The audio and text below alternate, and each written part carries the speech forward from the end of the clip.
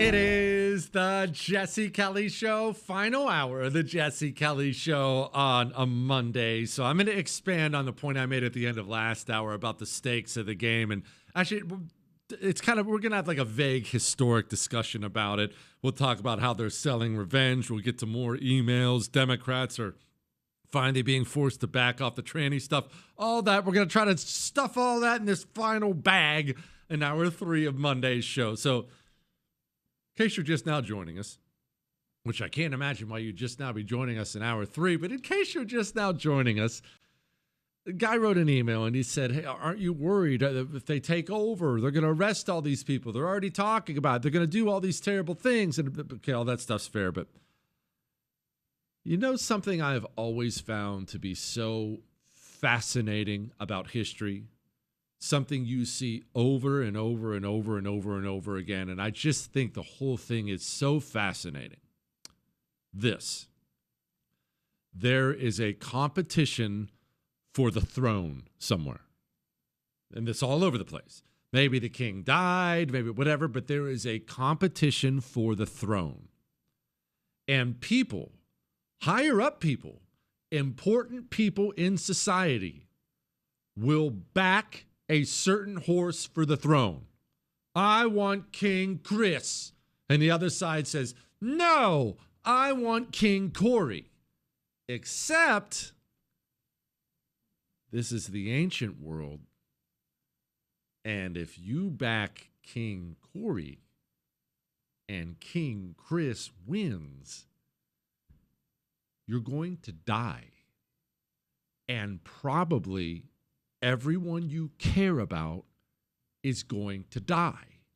That is not an abnormality in history.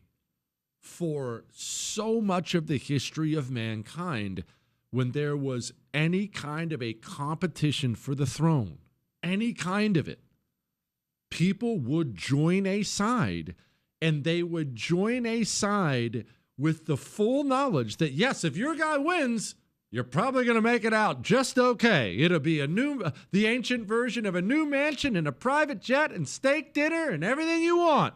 Yeah, the rewards are big if you win, but man, you really better win. Because if you lose, you're going to die. And everyone you know about is going to die. You see this story play out time and time again, everywhere. China, the Mongols in Persia, all the various kings and monarchies in Europe, the tribal peoples in Africa, all over the globe. That's how the power game worked. When there's a fight for the throne, you win or you die. I think that's a Game of Thrones line, but it's true. No, I think it actually goes, when you play the Game of Thrones, you win or you die. That's real. That's how it's always worked. You win or you die. But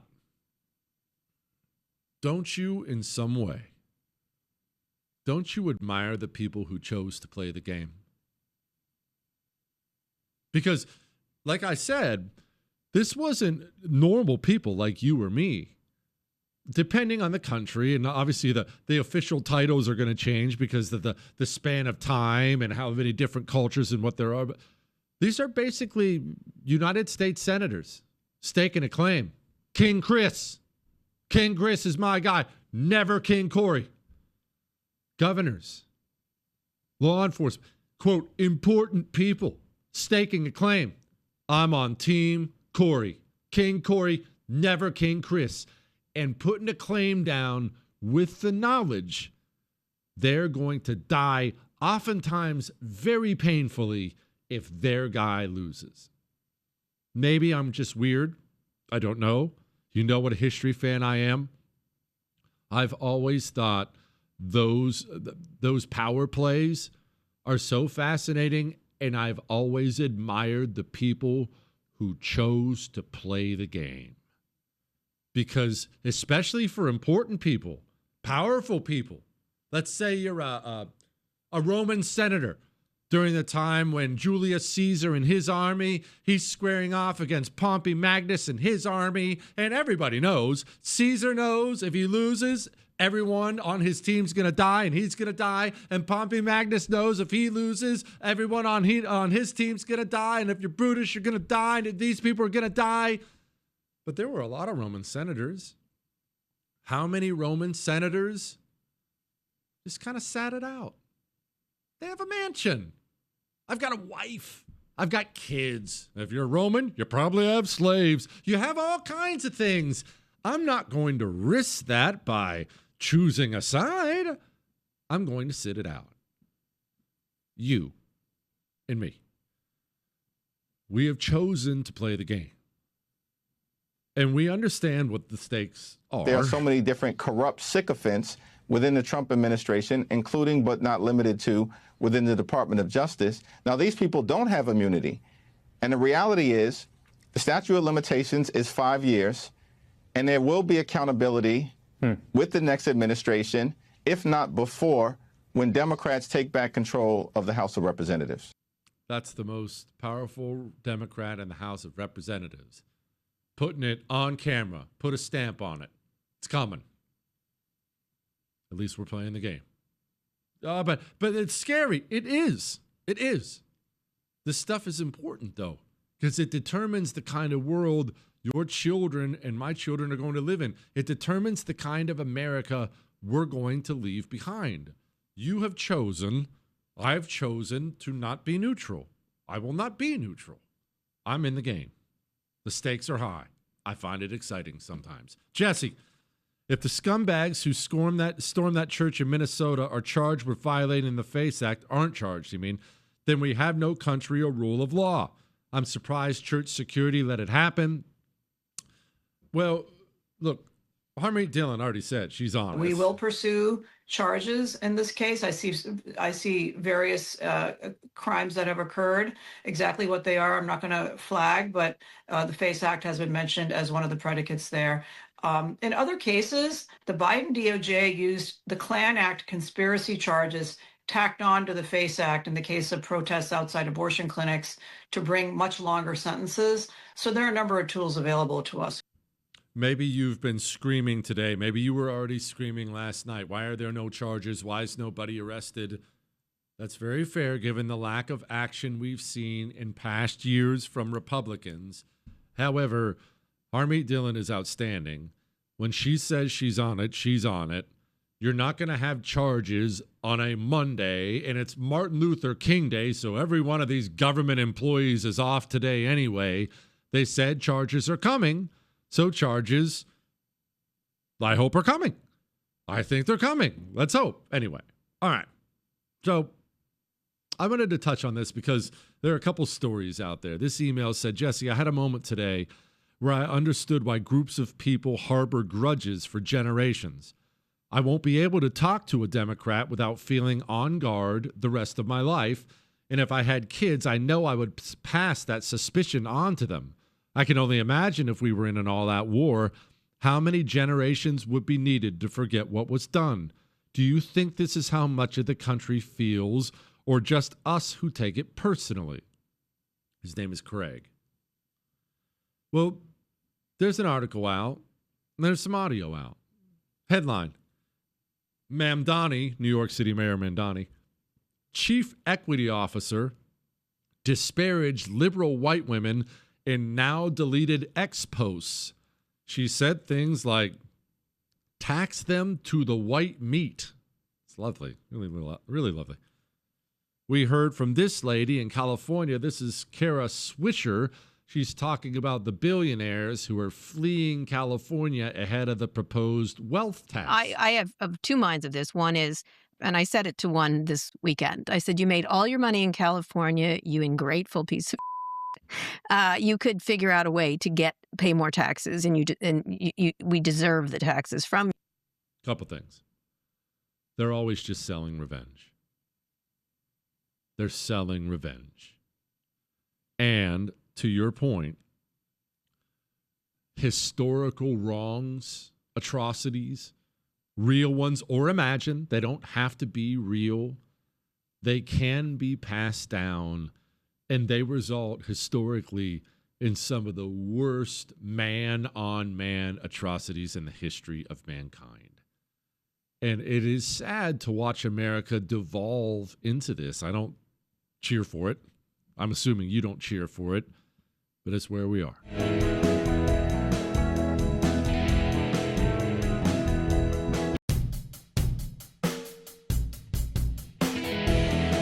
It is the Jesse Kelly Show on a wonderful, fantastic Monday. So before we get back to the politics, I just have to tell you a little story. And this is a story to back up something that I've told you before about me, but maybe you thought I was joking. Maybe you didn't take me seriously. I have told you before that I feel like I could have been an excellent secret agent of some kind. What, Chris? I know people think I'm kidding because they'll automatically bring up my height. Oh, you're 6'8" and all that other stuff. You don't understand how much I blend in and how quietly I move through the world. It's almost like I glide. You ever seen one of those? What, Chris? You ever seen one of those ghost movies where the ghost, it's like he's 6 inches above the ground and he's just kind of moving over the floor without touching the floor? That's how I move. You don't believe me? Ask Ob. I frighten her all the time. I jump scare her essentially all the time in the house. I'm not even doing it on purpose. And she always accuses me of doing it on purpose when I just am so naturally ninja-like. I will walk in. I'll walk clear across the house. I'll walk into the bathroom when she's in the bathroom doing her makeup or with creams or whatever stuff they do. I haven't been trying to be quiet. I'll walk in and say, hey, Ob, and she'll go, I didn't hear you coming. I honestly, it's to the point where I feel bad. I can't help it. I've considered wearing a bell around my neck or something so I can let normal people know I'm there because I'm blending in. And it just happened right before the show. I meant to tell you at the beginning of the show, but it just happened. On my life, I'm not making any of this up, okay? So in the studio here, there's this little nerdy producers area where Chris and Corey sit with all their computer stuff and buttons. There's a big piece of glass between them and me. And when they want to talk to me, they have to talk into my headphones. And then there's my area where I do the radio and TV show. Remember, I have a TV show on the first every night, so it's this... it's a room, it's just a normal room, size of your bedroom, but there's cameras and lights and all kinds of stuff all over the place, all around me. But there's another room here in the office. It's just a room. Probably a bigger bedroom, you would call it, but just a room. What's in there? There's a table, couple chairs. That's where we had Little Caesars today. Couple chairs. And then there's a couch in there. The couch is where I'll grab a little napski. You know, I'm a top 5 napper. I'll sit and relax on the couch while thinking up new ideas for the world famous Jesse Kelly Show. Right before the show started, I was sitting in there on the couch. I was on my phone, just kind of checking out the latest news stories. I don't ever want to be behind on what's going on and stuff like that. So I'm on my phone, checking things out, verifying a couple things, grabbing some extra sound. Cleaning lady walks in to not just the studio, to that room, to that office. She walks in, starts cleaning out the trash can. She is 10 feet from me. 10 feet from me, maybe. I said, what did I say exactly? Oh, that's what I said. I said, I'm leaving. I just stood up and said, I'm leaving because I didn't want to be in her way. She about jumps out of her skin and turns, and then she starts laughing because I freaked her out so bad. She had no idea I was there. It was like, and I did this on accident. I sat in the couch and I became the couch. What, Chris? What? No, Chris said a very misogynistic thing just now. He said it's just women because they have bad survival instincts. Women have superior survival instincts to men because they're smaller with weak wrists, Chris. They have much better intuition when someone's a bad guy, things like that. So it's not just that I continue to do this. I do this to the people who have the highest possible level of awareness. And this is me doing it on accident without any superior training. Imagine how deep could I penetrate the Chinese intelligence network if I were to try. I could probably get named the head of the Chinese intelligence division. I could. You don't think I could, but I could. I'm one of those guys who can just walk into a secure nuclear facility and walk out with the nuclear codes, and nobody will ever know I was there. I don't do this on purpose. Some things are God-given. That's all I'll say. We'll continue on some politics next.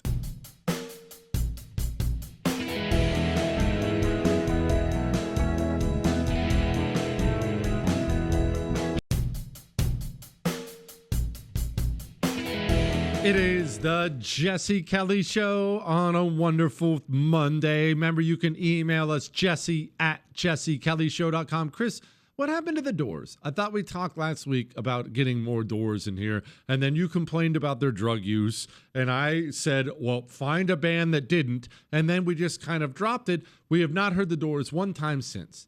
I like the Doors. Do I not like Greta Van Fleet? It's fine. It's fine. It's not the Doors. Can we hear some Doors here? This person, it's not often I agree with her, but this is Rashida Tlaib, and I want to give her credit for this. Look at this. We'll have our home again. She's referencing a Department of Homeland Security tweet or social media post, and it's just talking about deporting foreigners, and she's holding it up and she's upset, but she does make a great point. Look at this. We'll have our home again. What does that evoke in you when you see this? It literally, when I see it as a Muslimah, as a Palestinian, as a child of immigrants, I see that this is something that is evoking, like, I'm not welcome here. Yes. You're finally getting it. I'm so happy we're finally on the same page. Yes, you're getting this completely. 100%. Yes. Rashida Tlaib. I want you to know I find this so exciting. We don't have very much in common, but we are finally on the same page about something. You're not welcome here. We don't want you here. We want you to be denaturalized and deported. And in fact, hold on. It goes beyond that. Your whole family, too. Everybody you know. In fact, if you've ever worked for or with Rashida Tlaib, we don't want you here either. This is awesome. This is wonderful that they're finally starting to get it. I honestly, I heard this. I was so excited. We'll have our home again. What does that evoke in you when you see this? It literally, when I see it as a Muslimah, as a Palestinian, as a child of immigrants, I see that this is something that is evoking, like, I'm not welcome here. Yes.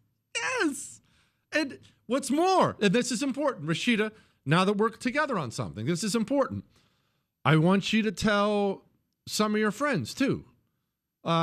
Sri Tandahar, he went on Fox News. He said this. And you couldn't stand for them because you were playing politics. Is that right? I want this audience to know. Look, I would not stand for this president. I would not stand for this president. We don't want him here either. Please don't Rashida, hold on.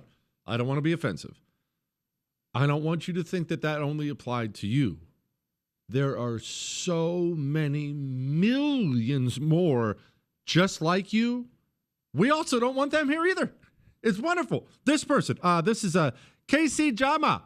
She's a state rep or state senator or something like that out of Oregon. I don't know. You can't ever tell because of these names. Anyway, this guy. Let me say to this federal agencies and ICE, this is Oregon. We do not need you. You're not welcome. And you need to get the hell out of our community. He's not welcome here either. In fact, we'll just go ahead and expand this. It's not just him. It's not just his family. It's not just everybody he knows. Everybody from his clan. All of them. Every single one. Round them all up and send them all back to Somalia. I'm glad it's finally getting through. You're not welcome here. Ilhan Omar. The one place where we thought we would never experience this is the U.S. goddamn states. Communist. Her father was a war criminal in Somalia. Plucked out of a living hell. Brought to the greatest country in the world. Gets elected here. Somehow, wonder how, finds a way to get really rich here. Now she sits in Congress. Now she sits with a great deal of power and regularly craps on the country. But she's not welcome here either. I'm so happy that the message is finally starting to get through. If look, beyond them, if you are listening right now to the sound of my voice, and maybe you kind of like communism. Maybe you kind of hate America, Americans. Maybe you're starting to get the feeling you're not welcome here. You're correct. You're not welcome here either. We don't want you here. Is that crystal clear for everybody? I just want to make sure that's totally clear. Was music to my ears. We'll have our home again. What does that evoke in you when you see this? It literally, when I see it as a Muslimah, as a Palestinian, as a child of immigrants, I see that this is something that is evoking, like, I'm not welcome here. Yes. Hey, Jesse, with your love of history, you should start collecting ancient coins. It's my lifelong obsession that turned into a full-time job for 30 years now. I was complaining last week about not having hobbies, and I got some good suggestions. This is one of the better suggestions. I am never going to do this, ever. And do you know why I'm never going to do this? Because I would bankrupt my family. I walked into this is when we went to Israel, Chris.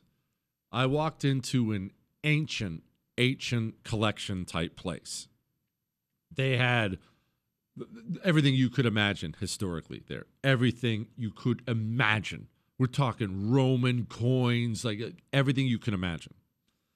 And I bought from this store something from, I won't go into all the details of it, but it was something from the 7th century, they think. 7th century? I got that right, Chris? If I remember right, 7th century.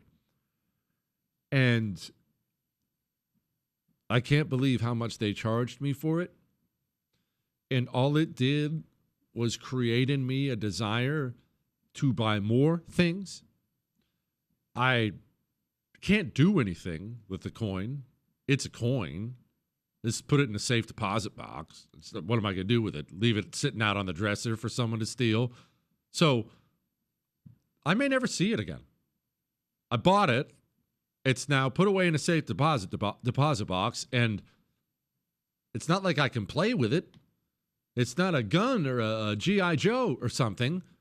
It's a coin, and I love it, and I want more of them. If I start getting into this, You have to understand I have an obsessive personality.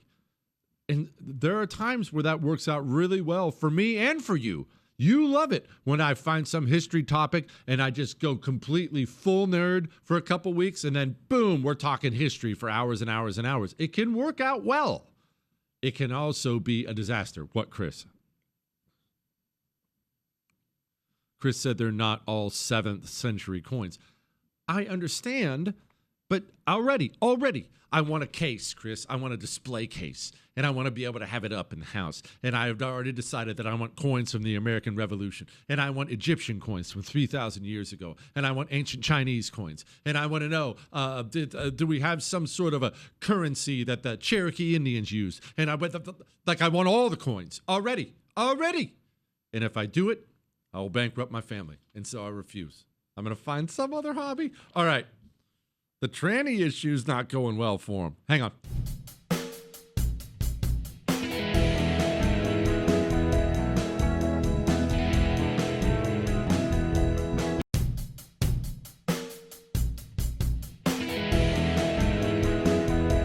It is the Jesse Kelly Show, final segment of the Jesse Kelly Show. Headline, this is from Axios. Dems' potential 2028 contenders are cautious on trans rights. I'm not going to go through the whole article. It's all of them. It's Gavin Newsom. It's Josh Shapiro. Even old Mayor Pete's getting in on the whole thing. They're all a little cautious on the whole thing. And remember, I told you about this. This is going to be the ultimate tightrope. And they're going to message it this way. They're going to play dumb. I just don't understand it. Newsom does that very well. They're going to play dumb, and they're going to kick it to local jurisdiction so they don't have to take a stance on it. The Rear Admiral Pete Buttigieg did that. He's done it a couple times in interviews. They've asked him, hey, what about the trans stuff? What about? And he'll say, we want parents to have control. It really should be up to the school. Now, everyone knows why. The issue is not popular. Democrats foolishly took an issue that it's not even 80-20. It's a 90-10 with the general public. And they chose the 10% portion of it, which is one of the biggest bonehead political moves of all time.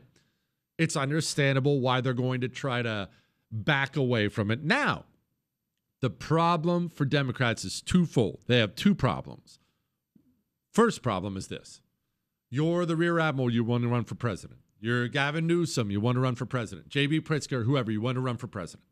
And you understand that the primary is one thing, but it's going to be difficult to walk into the Oval Office being the pro-tranny guy in the year 2028. That's just, the general public's not really going to be on board. So you can't be that guy and be elected president. But you and I both understand something. There's going to be 15 Democrats running for president.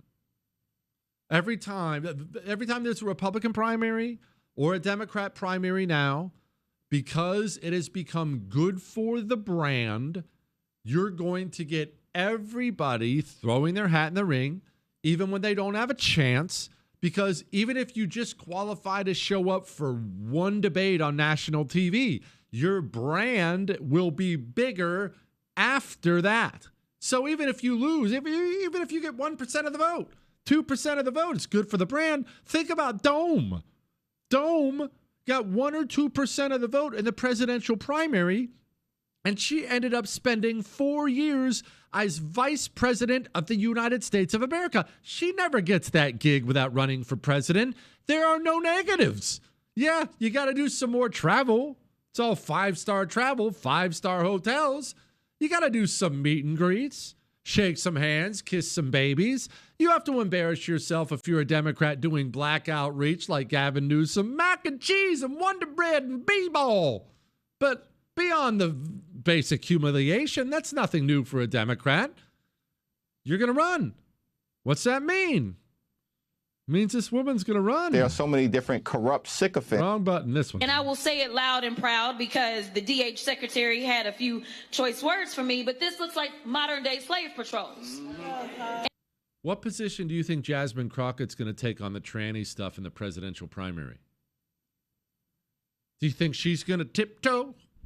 You think she's going to message it right and kind of massage her way into it? AOC, when she throws her hat in the ring. No intention of winning when she throws her hat in the ring and then raises $50 million, $100 million, $200 million. You think AOC is going to try to straddle that line? Or do you think AOC is going to go all in, no, pro-tranny all the time? Well, that's going to yank Gavin Newsom to the left because he can't be outdone by AOC. That's going to yank J.B. Pritzker to the left. That's a big, big, big problem for Democrats. And the second big problem, I mentioned there's going to be two of them, and this one may be just as big. Communists, Democrats, they're unbelievably programmable. They're generally herd animals anyway, not really individual thinkers. They want to be told what to think by The View and by Democrat political leaders and Hollywood, things like that. They're programmable people. We're on what? I mean, it's hard to tell with all the demonic insanity that followed it. We're on 10 years of tranny insanity in this country, Chris? Is that crazy? Am I crazy on that? Seems like about 10 years it's been. 10 years of propaganda. They're putting these freaking trannies in TV shows now. 10 years of propaganda. Men can become women. Women can become men. Just chop your penis off. I don't know that the average Democrat voter, the one who votes in primaries, I'm talking about the true hardcores, I don't know that you can deprogram them. I don't know that you walking that tightrope, I don't know that that's going to be good enough for the average Democrat voter now that they've been programmed to believe all this tranny disaster stuff. I don't think that's going to be good enough. What is good enough is Rashida Tlaib finally gets it. Look at this. We'll have our home again. What does that evoke in you when you see this? It literally, when I see it as a Muslimah, as a Palestinian, as a child of immigrants, I see that this is something that is evoking, like, I'm not welcome here. Yes. Yes. You're not. You and your buddy Sri Trandahar. We will go to Banquet Palace. Now there is a new Maharaja. And again, the palace has the power of the dark light. It is that place. Kill my people. Scary stuff. And now, here's a headline. Go, you know the thing. Headlines we didn't get to. BlackRock chief Larry Fink warns Davos, capitalism must evolve. Yeah, I still can't believe we're having to deal with Larry Fink and all these people. I still can't believe Larry Fink is sitting at the negotiating table with Trump people in Ukraine. What are we doing here? Markets on the edge as Trump threatens more tariffs on Europe over Greenland. In the end, they're just going to sell him Greenland. They are. And all this is going to be for naught. Jasmine Crockett polling craters as the U.S. nears the 2026 midterm elections. I'm not being mean. I'll keep saying it. Jasmine Crockett has the ability to be a dime, but she's got to lose 75 pounds. If she keeps putting on weight, it's going to crater her chances in the primary. It's not going to work.